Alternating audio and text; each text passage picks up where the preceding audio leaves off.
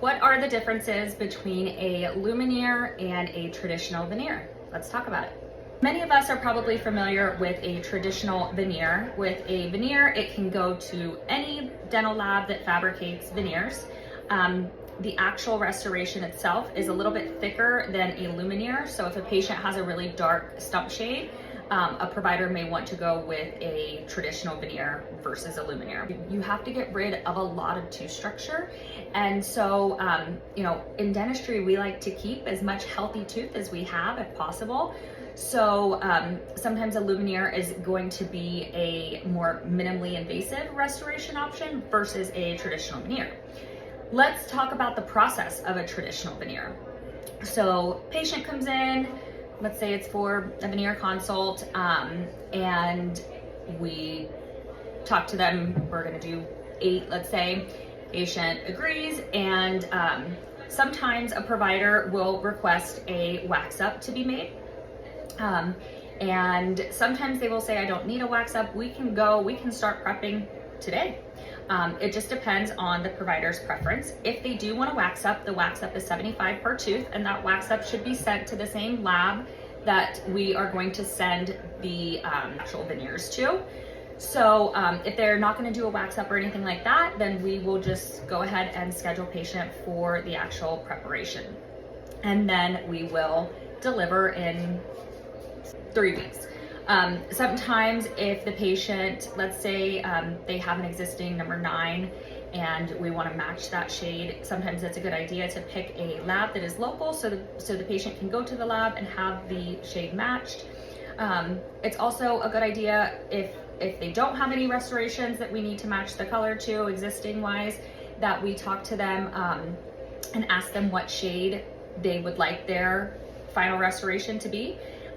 Because we want to see where their teeth are now. And remember, if a patient is opting to maybe only do 4, well, we're still obviously going to see those other teeth. So it might be a good idea for the patient to go home and do some bleaching at home for a couple weeks, and then come in for the prep. They can even bleach after that, and then maybe bleach for another week or 2 even, and then come back in and pick a final shade. Now, a luminaire. A lot of people are not as familiar with luminaires.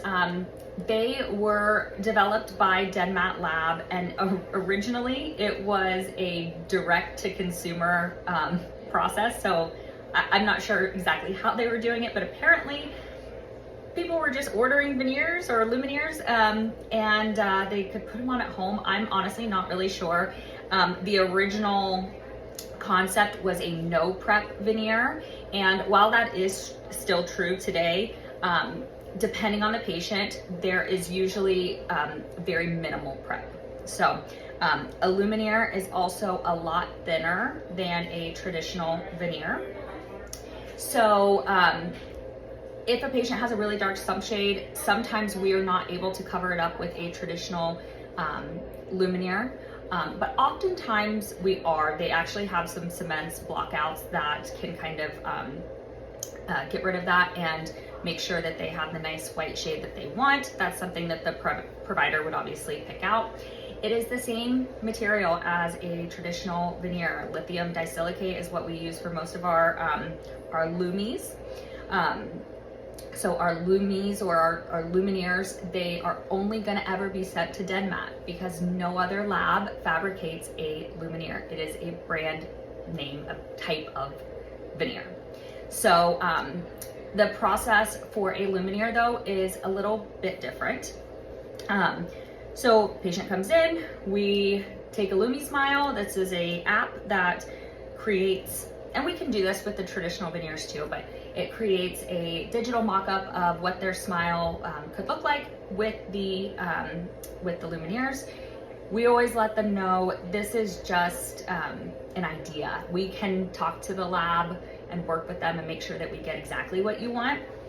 I know for me personally, and I have luminaires, when I got my LumiSmile taken, my teeth prior were already white and they were already straight. So it didn't really, they just kind of gave me a, I don't even know, it looked kind of like my teeth already. And so at first I didn't want to do them. I was like, why? And after working a little bit closer with DenMat, we realized that I could really design the smile that I wanted. So for me, I wanted a little bit bigger teeth, wanted a little bit longer teeth. And so we were able to work with the technicians and really get the smile that I was looking for. So patient sees their Lumi smile, they love it. We get them, they're ready to go, get started. Now, on that day, we are going to take a scan and photos for what is called the ART. So the ART is a additive reduction template, and it is used on the day of preparation to help show exactly where the doctor needs to reduce. And I'll show you an example of that. So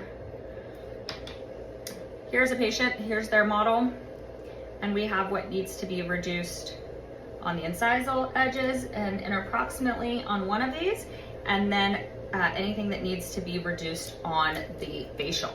And so we'll get little plastic templates here.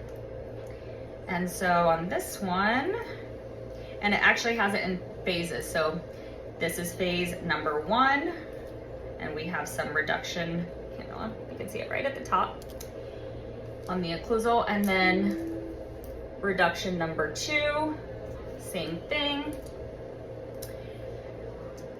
3 on the facials of the canine, same thing here. So let's just, as an example, the doctor would place this on and reduce any tooth that is outside of this area here. What's nice about these, obviously the additive reduction template, the ART, is great. Some doctors don't even use it though, and that's absolutely fine too. But the idea is that they are only reducing the tooth structure that they absolutely need to. So the tooth is not, the lumineer is not too, let's say, bulky and doesn't fit. So we can be a lot less invasive with a lumineer. Also, because we are taking less tooth structure, most of the time we are not reducing all of the enamel, and the lumineer actually has a better bond to the enamel versus the next layer of tooth, which is the dentin, which you would get with a traditional veneer. So I tell patients a lot of times, not that we would ever want this to happen, right? But I have a patient it was about 11 years ago, and she came in, and her husband were on a trip in Hawaii. She was scuba diving, and her veneer, she hit something on some of the equipment, and her veneer popped off and was at the bottom of the ocean. And this was before anybody wore a mask. It was way before COVID, and she had to go the entire rest of her trip with a little nub, an actual nub. So with a lumineer, you're a lot less likely to just pop off again, because it's bonding ideally to enamel. That's not always. Sometimes we do have to reduce more tooth structure, but for the most part, we have some bond to the enamel. And also because we're not reducing as much tooth structure, if it does come off, it's not going to be something that ruins your entire trip. And I always joke around with my patients. I'm a lifer. I'm going to be in dental forever, but God forbid something ever happened and I became homeless on the side of the street and all my lumineers came off. No one would probably even know that I ever had them. And so that for me was kind of just a game changer, and what really made me decide to want to do it. Again, in dentistry, we don't want to get rid of tooth structure. We want to keep it as much as possible. But I felt like for me, this was a good in-between for being able to get the cosmetics that I was looking for and also keep my healthy tooth structure that I had. So patient is in the chair, doctor has done all of their reduction, and they are going to leave the office just like a veneer in temporaries, but with lumineers, we call it a trial smile. Some patients they see that trial smile the first day and they're good to go. They say, scan me for my finals. I absolutely love them. But some patients, want to make some changes, and that is totally understandable. I was one of those patients. I will tell you, most patients don't want to. I was the exception, but some of them will. And if you are trying to go like bigger, longer in length, that's one, because there might be some issues as far as their speech, or maybe they're just not maybe sure even on the color. And so that trial smile, we can have them leave that day in temps and let us know. We'll come back in a week and let us know how you want to proceed with changing these. Now, the trial smile is not supposed to be interpreted as, hey, you can try these out. If you don't like them, you don't have to have them. If you are not reducing any tooth structure, that was kind of the idea of the trial smile, was you're not reducing any tooth structure. It's just Lumineer right on top of a tooth. And in that instance, it is kind of a trial smile because they haven't touched your tooth underneath and they can just take it off, right? But for most patients, there is a little bit of reduction. And so again, most patients are absolutely fine with their temporaries the day that they are prepped and made for them. But some patients will request to go home for a week and then come back in and maybe make some changes and then do a final scan then.